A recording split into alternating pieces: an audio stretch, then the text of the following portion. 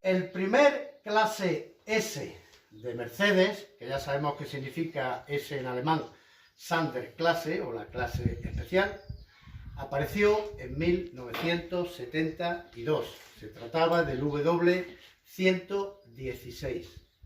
Muy prematuramente, al año siguiente, en 1973, Mercedes mandó, o mejor dicho, la Daimler-Benz, fabricante de Mercedes, inició los estudios para el diseño del sustituto, del segundo clase S.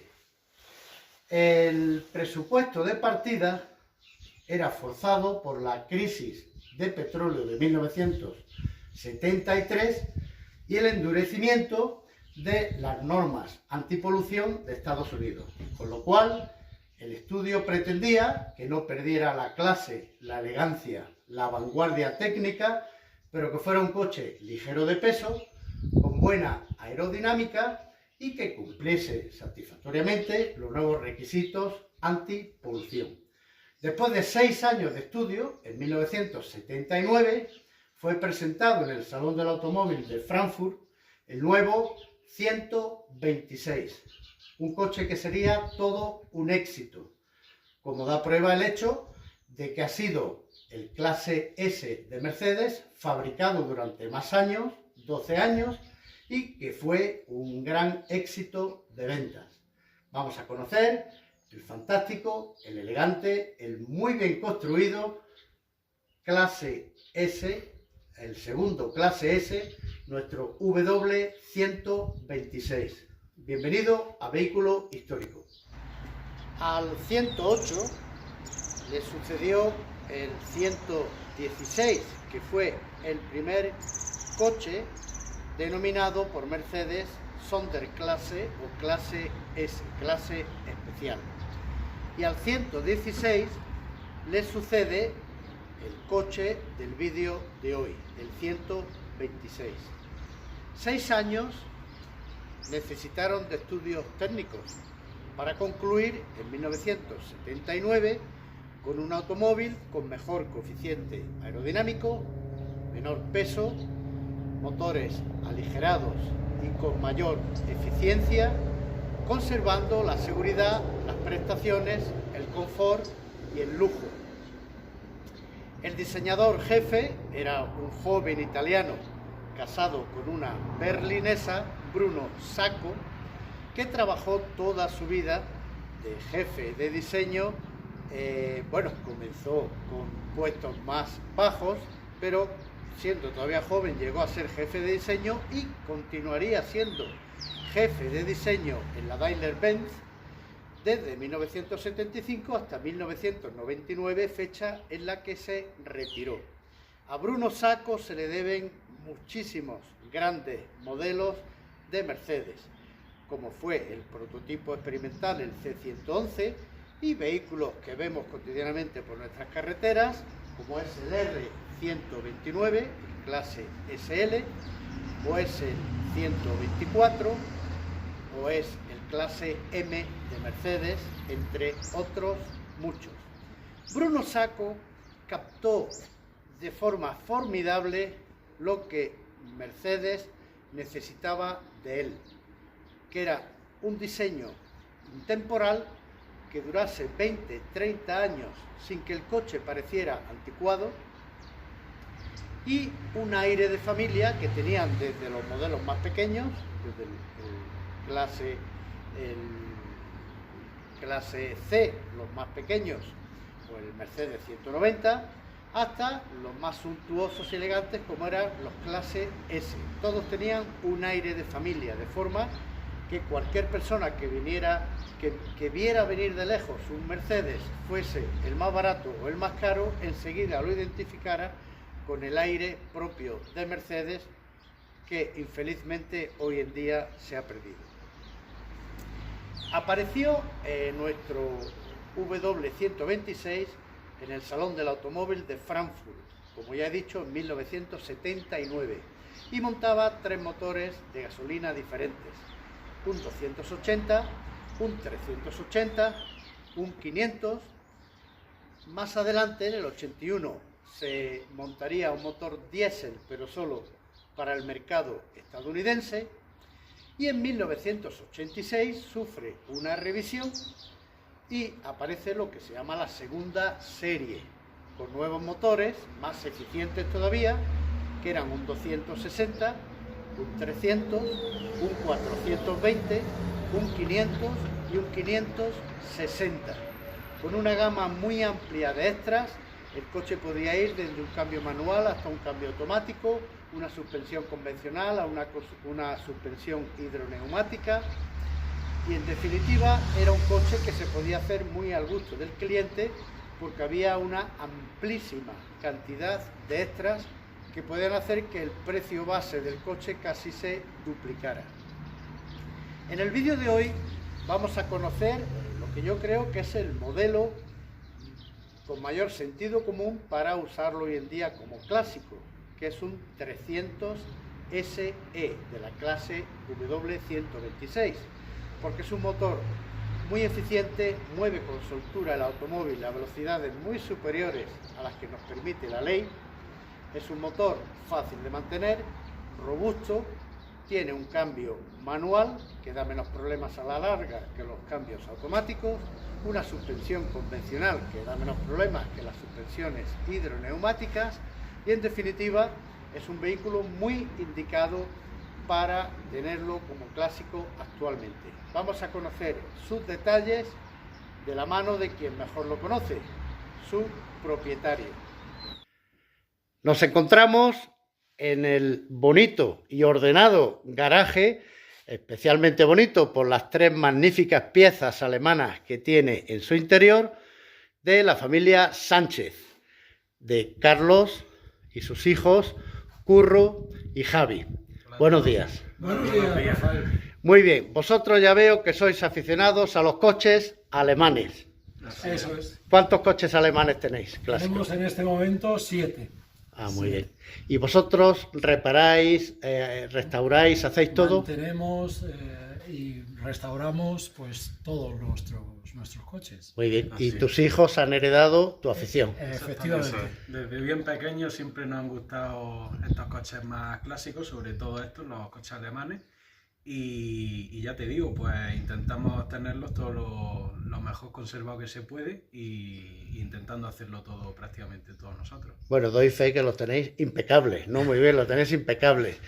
¿Cuántos años hace que empezaste con la afición, Carlos? Pues, hombre, la afición a los coches alemanes me viene de cuando era niño, que en Madrid, mi ciudad natal, había un concesionario de la firma en la calle Pradillo, muy próxima a mi domicilio.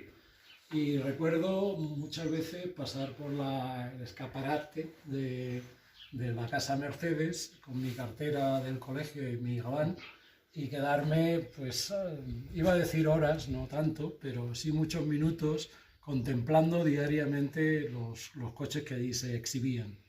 Y bueno, finalmente, pues al cabo de muchísimos años, cuando tenía 31 años, compré mi primer Mercedes, de segunda mano, por supuesto, el W123, del que supongo que Rafael próximamente... El robustísimo 123. Y a partir de entonces vino mi afición, también condicionado por el hecho de que en este primer coche que compré, el robusto 123, doy fe de ello, porque tuve la mala fortuna de, bueno, pues atropellar a un mastín en los llanos del desierto de Tabernas, a velocidad legal, pero vamos, rápido. Y bueno, del accidente lo único que recuerdo es la aleta de aquel coche doblada un poco, ni siquiera se partió el cristal delantero y solamente me quedé tirado porque un travesaño que tenía debajo del radiador se insertó en el mismo, se quedó sin agua el coche, si no hubiese seguido rodando. Y dije, esto es razón de más para a partir de ahora siempre viajar en un Mercedes-Benz. ¿Y los hijos heredaron desde muy pequeño la afición? Así es, desde muy pequeño. Yo me acuerdo cuando mi padre compró el segundo 123, uno plateado que tuvimos, que estaba espectacular. Y yo me acuerdo de una foto que nos hizo mi padre, justamente aquí de atrás, delante de este coche. Y me acuerdo que nos sentó en el capó a mi hermano y a mí. Y tenemos una foto pues muy bonita que desde siempre la hemos guardado. ¿Qué edad tendríais entonces? Pues podríamos tener... un año. Sí, caramba, pues sí. Un año por ahí, sí que empezasteis pronto vosotros. Sí. Y nada, desde aquel momento, pues cada vez que veíamos la foto nos traía muchos recuerdos del coche. No solo de los Mercedes, también, pues bueno, de los E34, pues este es el tercero que tenemos, que bueno, este es, digamos, un poco el más especial porque es gasolina, es un coche ranchera, que no se ven tanto.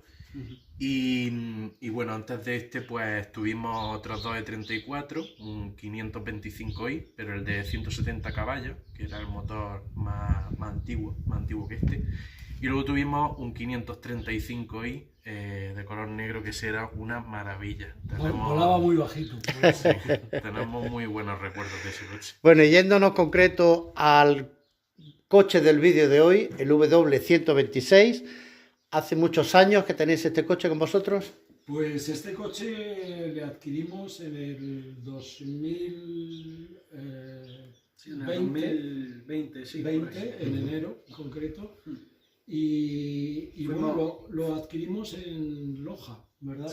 Sí, fuimos mi padre y yo y fuimos a comprar el coche. Este coche pertenecía a un señor mayor y bueno, prácticamente de pintura y demás, estéticamente no se le ha hecho nada, el coche está tal cual lo compramos. Y bueno, simplemente pues eso, fuimos a verlo, fue un coche que estaba muy bien de precio, nos interesaba, por el hecho de que fuera un coche manual, nos encajaba también la edad del coche, este modelo concretamente, el 300 SE, y nada, fuimos a verlo, nos gustó, lo probamos y nos lo trajimos rodando hasta aquí. ¿Tuvisteis que reparar muchas cosas en este coche? No, lo que pasa es que cada vez que adquirimos una unidad, pues tenemos por costumbre, por supuesto, cambiar todos los filtros, fluidos, etcétera, y además todos los elementos, digamos, relacionados con la seguridad. Sí, Esto es suspensión, suspensión, frenos y demás, pues lo solemos poner nuevo, a no ser que esté en un estado aceptable, pero vamos, de entrada. Muy bien. Eso es los consumibles, digamos. Lógico. ¿Vamos a dar un paseo en él? Por supuesto.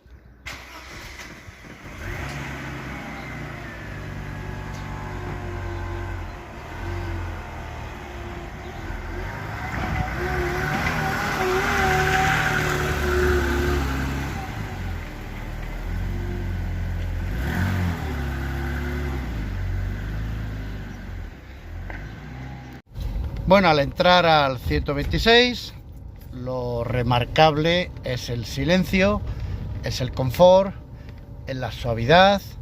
Realmente esto responde a lo que se espera de un clase S. Y yo que tengo el anterior clase S, pues doy fe de que los técnicos de Mercedes se esmeraron, hicieron un trabajo fantástico en cuanto al confort de marcha.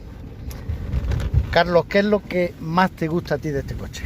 Pues a mí me gusta la sensación de fortaleza, la sensación de seguridad que transmite y a la vez la suavidad y la elasticidad del motor. Sí, que aquí estamos en el 3000 centímetros cúbicos, ¿no? Este es el 3000 centímetros cúbicos, da una potencia de 188 caballos y es un motor muy sencillo, muy fiable y a la vez que mueve esta berlina fantásticamente. Sí, porque ya hemos hablado de eso, este coche es engañoso en cuanto al peso, parece mucho más pesado de lo que Correcto. Realmente es. Esta unidad en concreto pesa poco más de 1500 kilos, por eso digo que el motor la mueve con total facilidad. Vamos, permite hacer cruceros de 130 a 140 perfectamente y aún así hay una reserva de potencia en el motor si hubiera que adelantar o demás. ¿Y hay algún detalle que te gustaría que fuera de otra manera o te gusta menos? Pues hay un detalle, pero yo creo que es específico de este tipo de unidades, que es las de cambio manual, y es que los pedales, digamos, están muy próximos a la parte inferior de la consola. Con lo cual, pues bueno, digamos, es normal engancharse la primera vez que se conduce el coche, pues enganchar el pie, pero vamos, salvo eso, el resto, vamos. O sea, que te gustaría que tuviera más amplitud de espacio para los pedales. Para los pedales, pero digo que eso es un poco específico de esta unidad, porque si el cambio es automático, claro, pues no tienes ese inconveniente. Vamos, se puede pasar fácilmente del pedal de acelerador al freno sin ningún tipo de dificultad. Muy bien, y aquí llevamos a los niños, entre comillas, a Javi y a Curro, que vais comodísimamente sentados. En la gloria. Porque este coche es la longitud estándar, luego había una versión más larga. Esta es la versión corta. Pero muchos usuarios usaban el coche detrás, muchos propietarios. Bueno. Y sí, eso es. O sea, esta unidad es un batalla corta, pero a pesar de eso, pues es un coche que, como veis, pues tiene una amplitud tremenda y en este coche se viaja estupendamente y eso, no hace falta tampoco acceder a la versión larga para ir en un coche que aquí detrás se va realmente cómodo. Muy bien, ¿algo en cuanto a lo que más os gusta o lo que menos os gusta de este coche? Pues lo que más nos gusta, como habíamos dicho en la introducción, es quizás tema mecánico, la elasticidad que tiene este coche, y es una cosa que el primer día que fuimos a verlo, pues nos sorprendió mucho, cómo este motor, siendo un 3000 y demás, que bueno, no es un motor pequeño, pero viendo el coche en comparación, pues es un motor que lo mueve bastante bien, vamos, va holgado de potencia y eso, y bueno, como una parte negativa, pues pensando ayer un poco los defectos de este coche, pues simplemente le encontramos eso, que la posición de los pedales pues un poco apretada.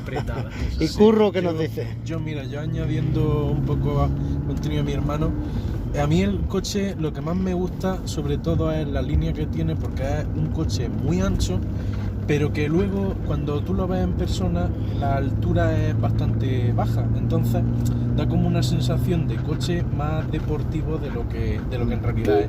A mí, de hecho, uno de mis coches favoritos es el 506, esta versión, pero coupé. Ajá. Y precisamente lo que más me gustaba era eso, ¿no? Que era un coche ancho, que parecía más bajo, me recordaba mucho al SL, ¿no? Esa parrilla que era también muy ancha, muy estrecha. Y nada, luego para añadir así algún defecto, pues cuando he llevado este coche, sí me ha pasado que, claro, al ser manual, y ser un clase S, me costaba un poco llegar a engranar, por ejemplo, la primera, tercera y quinta marcha, que son las que van para adelante, porque es un coche muy largo. Entonces, este coche principalmente estaba pensado para ser una versión automática. Así que, pero bueno, eso es una de las cosas por las que nos llamó la atención el coche, que era un manual y es una versión un poco más rara. Sí, realmente sacarle defectos a un clase S de Mercedes no es fácil. Bueno, el tablero de instrumentos, pues vemos que es completísimo, de fácil lectura y una más que suficiente información. Por supuesto, servodirección. Esta unidad no lleva la suspensión hidroneumática, ¿correcto, Carlos? Correcto, lleva una suspensión convencional con una suspensión multibrazo y con amortiguadores normales, vamos, o sea, amortiguadores de aceite, que se sustituyen muy fácilmente puesto que van separados de lo que es la parte del muelle de amortiguación. Sí, para tener esta unidad como vehículo clásico, yo personalmente debo remarcar que el cambio manual y la suspensión convencional son dos puntos muy interesantes para no tener dolores de cabeza el día de mañana. Bueno, tenemos una bandeja espaciosa, portaobjetos, y tenemos aquí un apoyabrazos que nos da realmente bastante confort en estos butacones que son muy amplios.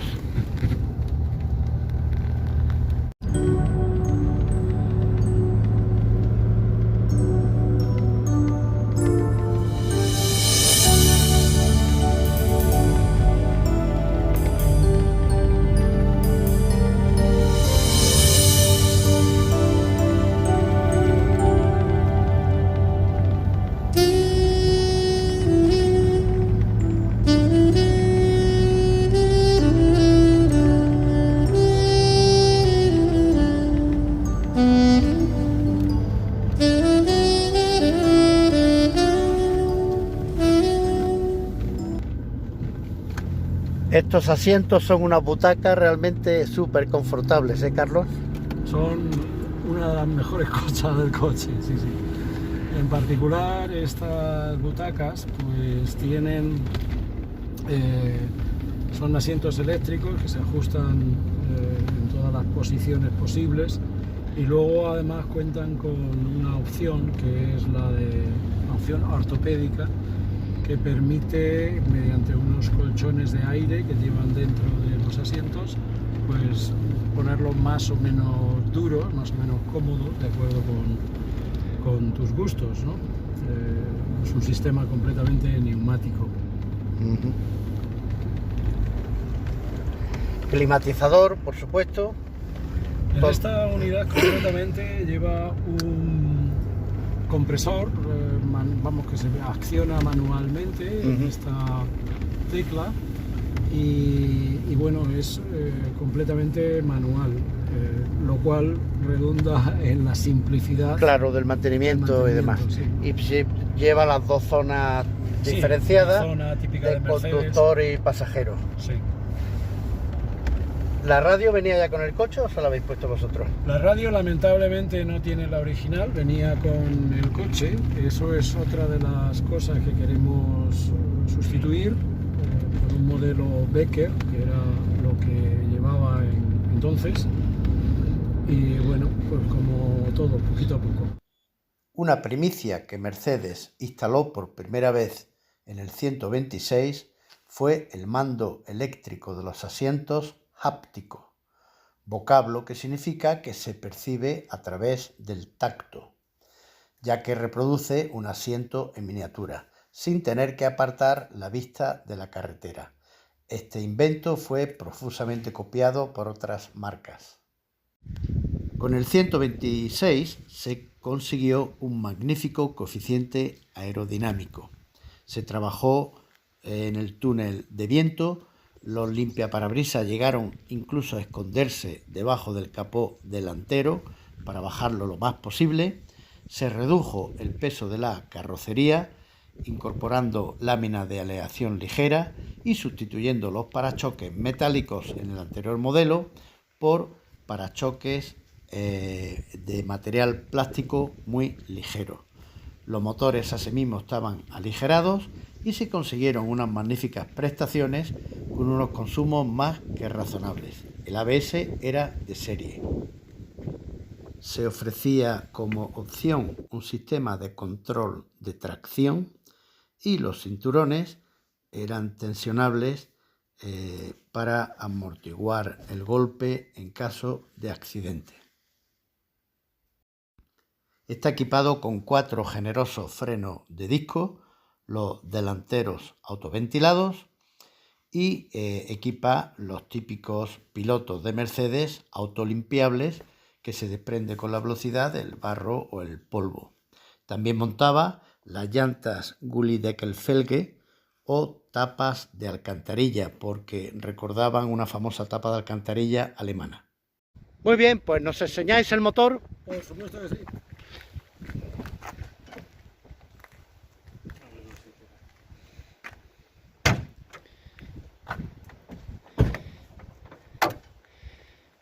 Pues como habíamos comentado antes, este es un motor de 6 cilindros en línea, la denominación Mercedes es el M103, es un motor muy fiable que tiene el encendido aquí en cabeza, se mueve a través del árbol de levas y es un motor tremendamente elástico, tiene 3.000 centímetros cúbicos, una potencia de 188 caballos. Y un par que te permite recuperar el coche desde los bajos muy fácilmente. ¿Cuál es el año de fabricación de este coche? El año de fabricación de este coche es 1988. No estaba catalizado este. No estaba catalizado, este es la versión no catalizada. Afortunadamente. Afortunadamente, a los que nos gustan los coches clásicos. Que nos perdonen los ecologistas, pero los amantes de los coches clásicos tenemos nuestros propios gustos, ¿verdad? Así es.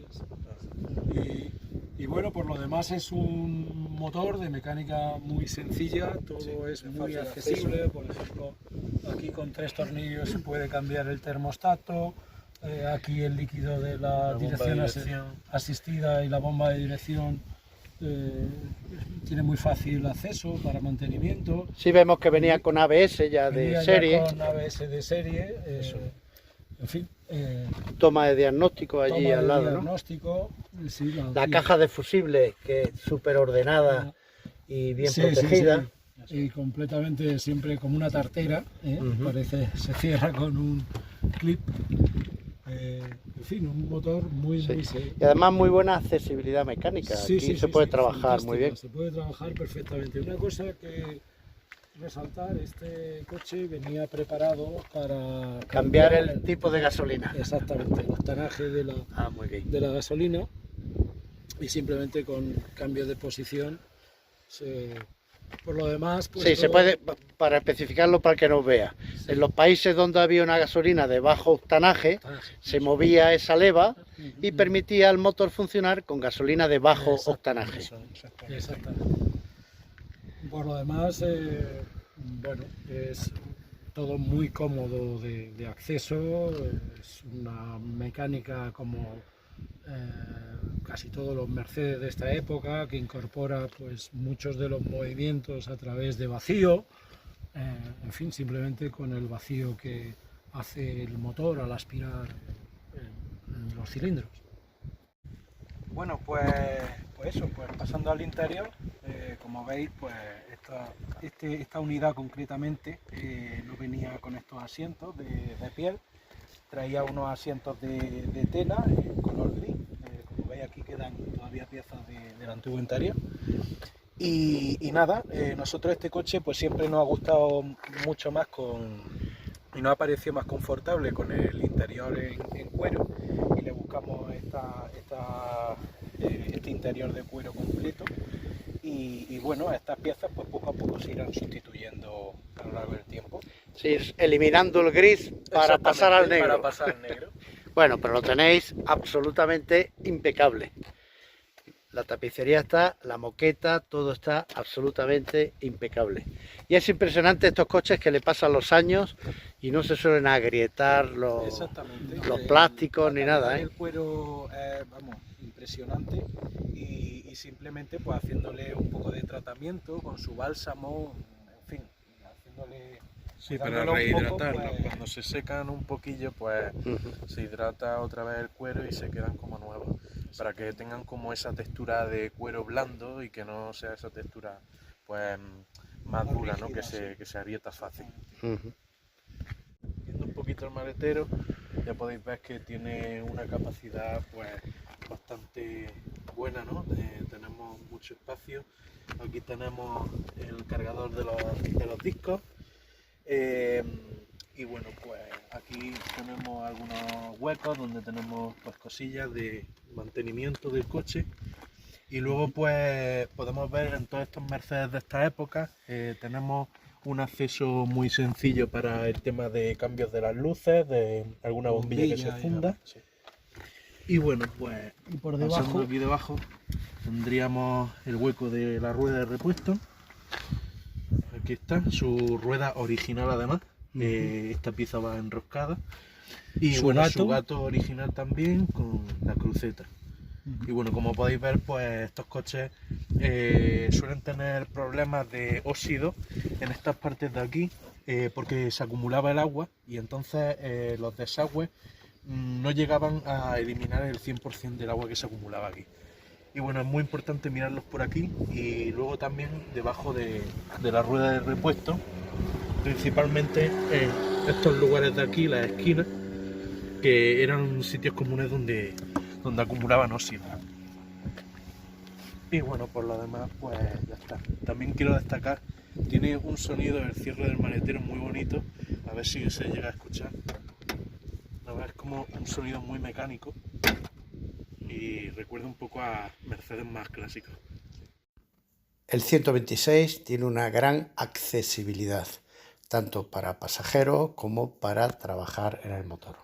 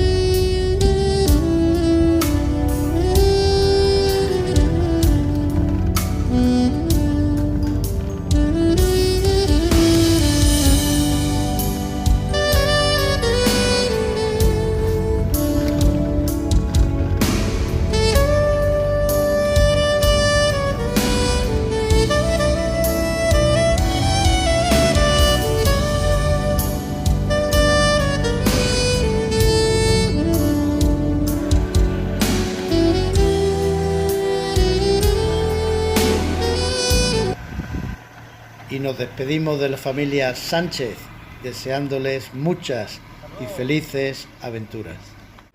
El 300 SE W126, un magnífico Sonder clase, un magnífico clase especial de Mercedes.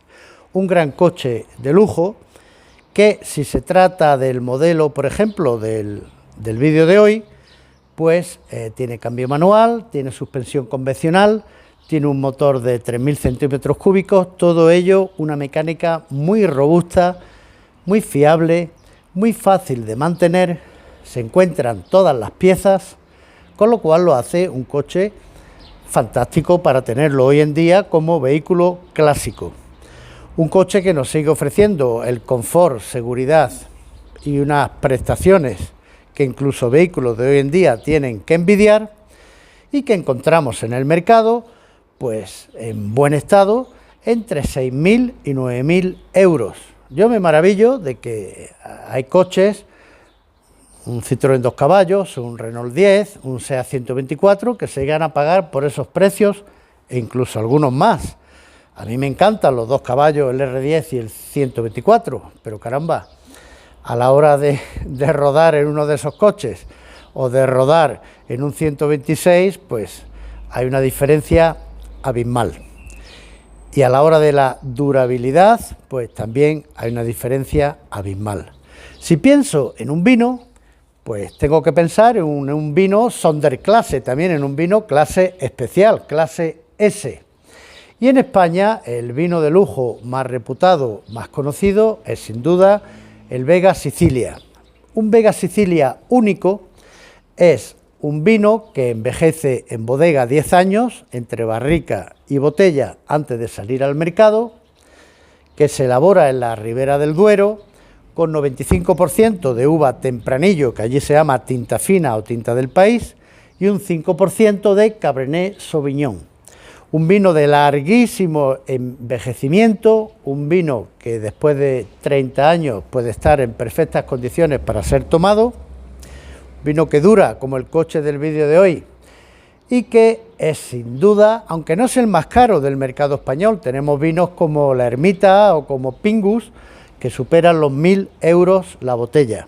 Este Vega Sicilia, estando entre los 350 y 400 euros la botella, es el que la inmensa mayoría de la gente identifica como el vino de lujo español. Suscríbete a Vehículo Histórico y mantente conectado.